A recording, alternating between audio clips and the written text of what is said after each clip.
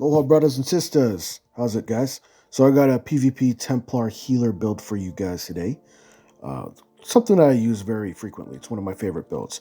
So some of the pros of this build is that it's extremely difficult to kill. The survivability on this thing is ridiculous. You know, it's just really tanky, crazy high resistances, and everything about it. It's just, it's a cheeser online. And it also has very high healing.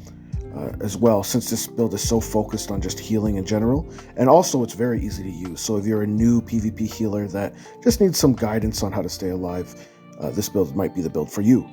Now, some of the cons is that this cannot kill enemies. This build is a pure healer, right? You really can't do much other than keep your team alive and help them complete the objective by keeping them alive. So that's one of the major drawbacks. Also, because it's very high in stamina cost as well, due to the Ethereal Ascension set, so you have to keep that in mind. Also, very team dependent, so if your team is no good, really going to be difficult for you to play online. So hope you enjoyed the video. Let's get started, guys.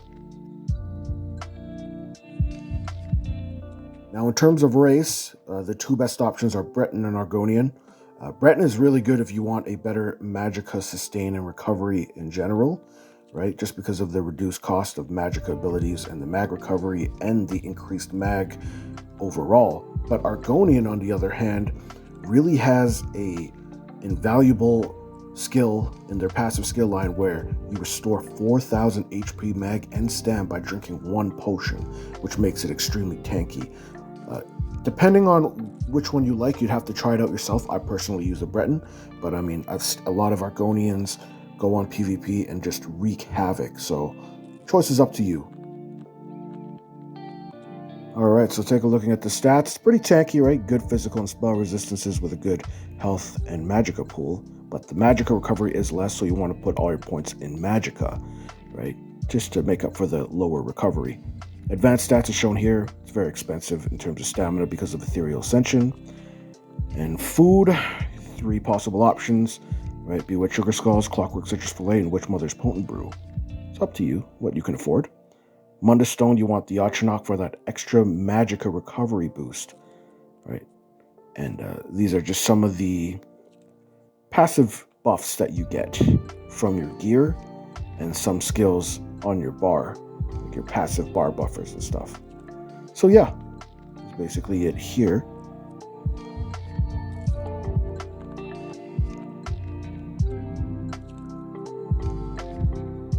In terms of gear sets, I kept Ethereal Ascension from the previous Guardian Templar Healer PvP video that I put out last year.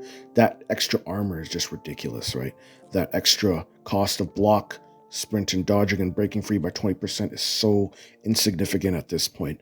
People really get pissed off when they have to play against you. Now, Rattle Cage is a new set that I replaced from the previous video. Now, this is a really good set because it increases your overall healing. That spell damage is actually increasing your healing. And from what we know, the Templar at the moment doesn't have anything that gives it major sorcery. In the next patch, they're actually going to add extra, like your biting jabs is going to increase your major sorcery next patch. However, like it's just, you have to activate that specific skill to get it for 10 seconds. So I'd rather have this passively on so I don't have to always worry about buffing myself for the major sorcery, and I can always provide high healing. Now, if at any point you need to pause in the video just to kind of see the armor traits and armor enchantments, jewelry traits, jewelry enchantments, feel free, but I'm going to show you near the end all the gear that I'm wearing personally anyway, so you don't have to pause if you don't want to. Now, the monster set that I have here is Earthcore. This one is quite difficult to get just due to the dungeon that you have to go through. So if you cannot afford, or if you can't get Earthcore, I would suggest Chokethorn, because that's a really good option that I've used for 2 years basically. So it's really up to you. There's no wrong answer. If at any point you need to slow down to see the gear that I'm wearing exactly, feel free to do so. Or if at any point you need to pause. Now, I have Ethereal Ascension on my weapons, right, which counts as 2 out of 5, right, all impenetrable and with the recommended traits that I had on the previous slides. And for helmet, I got a heavy Earthcore Visage. You want to make sure your helm, chest, shoulders, and legs are heavy.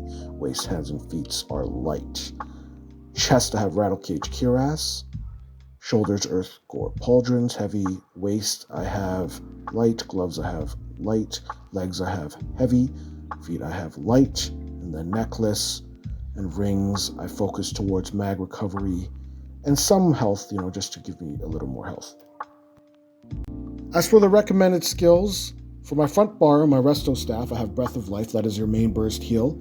It can be replaced with Ritual of Rebirth if you feel like it, but I personally like this one. It's just a lot stronger and cheaper. Energy Orb is your straight line AoE heal. It's one of your 3 main heal over times, and it's great for restoring team resources. Right? Stam or mag and health. Very, very underrated. Radiant Regeneration is your cheap heal over time for up to 2 other teammates. Don't overcast this. And Inner Light from Mage Guild is your bar buffer to increase your spell crit and max magicka. Right? And you can reveal enemies on the map. Repentance from the Restoring Life skill line. It's a bar buffer to increase your HP, mag, and stam, but it also restores stam and HP with dead bodies. Life Giver is your resto staff, right? Very powerful burst heal and damage shield. Virtually unkillable if you activate it. Now on the back bar with your one-handed weapon and shield, you have Breath of Life or Ritual of Rebirth as your main burst heal. It's up to you. It really doesn't matter what you use. Now, Extended Ritual is a large circular AoE HUD. It's a very important skill. Make sure to always have this on the ground so your team can cleanse, right? Extremely important to have this. Now, this Restoring Focus is also very important because when it's on the ground, your resistances are past cap and it makes you extremely difficult to kill with a small amount of self-healing. Now, your Living Dark is your it's kind of like a shield. It basically slows enemies down when they attack you and heals. And your Repentance, same reason as before, right? Bar buffer, and you can heal with dead bodies. And finally, Practice Incantation is your flex spot. You can put anything here, whatever you want, but I like to put it here as your powerful AoE burst heal.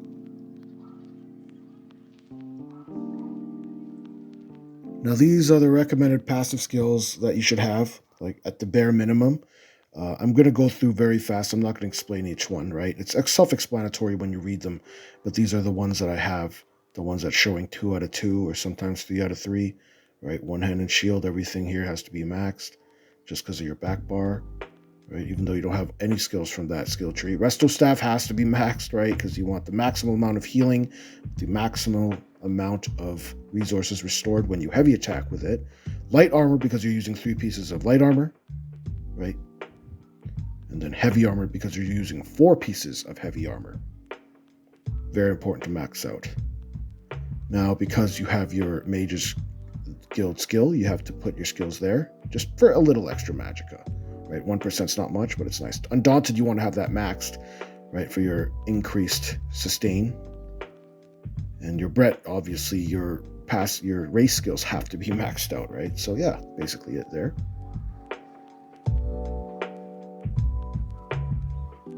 So it's very important that you have your Restoring Focus casted on the ground. That's going to give you extra resistances so people can't penetrate through your armor as easily, right? You want to apply as many heal over times on your team as you can, Cleansing Ritual being the most important, followed by Energy Orb and then Radiating Regeneration, right?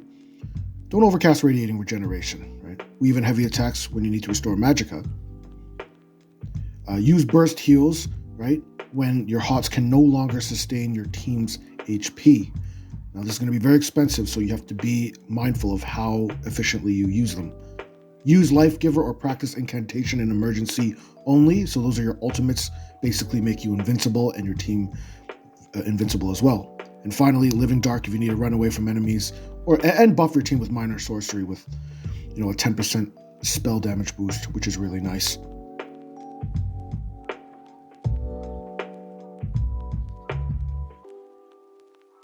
So these are the recommended champion point slaughterables that I have. I focused a lot on healing as well as damage reduction from single target abilities.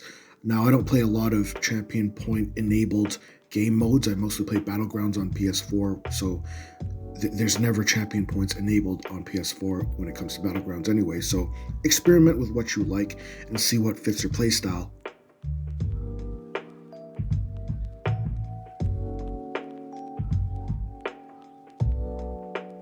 So here is just some gameplay that I have on PvP. Almost all Battlegrounds. Really sucks now that anytime I try to queue a random game, it's always deathmatch. I actually preferred the other modes because those were the modes that I could really showcase how good this character was, because it's always top 2 in terms of score, especially in capture the flag, domination, and relic and all that. So now it's just everyone wants to play team deathmatch, and I don't know how to switch out of it, right? Because it's the only choices on PS4 is to pick random. So here I have some pretty nice gameplay with, I was on the green team, and we were actually losing quite a bit for most of the game. And then right at the end, we actually managed to snuff out I think a tiebreaker. Or was it a win? I'm not 100% sure. But as you can see here, I really had to sweat to keep people alive. We had some guy on our team, kind of a liability because he had lower resistances and stuff. So I really had to work my ass off to keep them alive because I didn't want to give them any more points. But as you can see here, a lot of our DPS was just ridiculous when it came to taking enemies down. So now right here, I'm trying to chase down our final team member who's getting mobbed by a group of like 3 to 4, keeping them alive because the score right now is tied.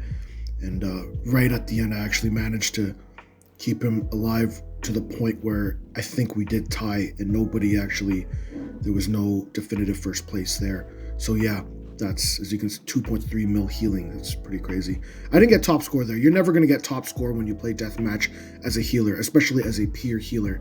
But at least you'll have the satisfaction of knowing that you played the role that you were meant to play and you helped your team win.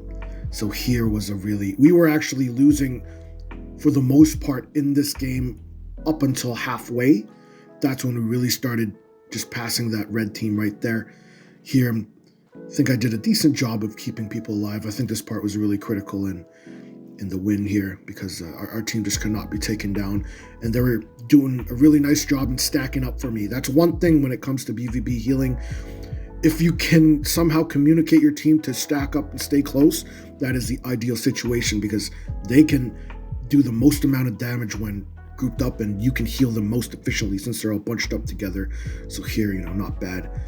No, never the top score with this character. You got to take that into consideration, but at least you know your role. Now this game was ridiculous. Now for most of the game, there was only 3 players on our team, and then the others had 4. And I don't know who the hell these 2 people are. If you guys ever watch this video, Little Weasel and Fuzo Boy, you guys are absolutely insane. Like this was the easiest pug that I've ever had to heal. I don't know what the hell was going on here, but they were pretty difficult to kill. Like this was the easiest job I've ever had as a healer, having to play with these 2 guys.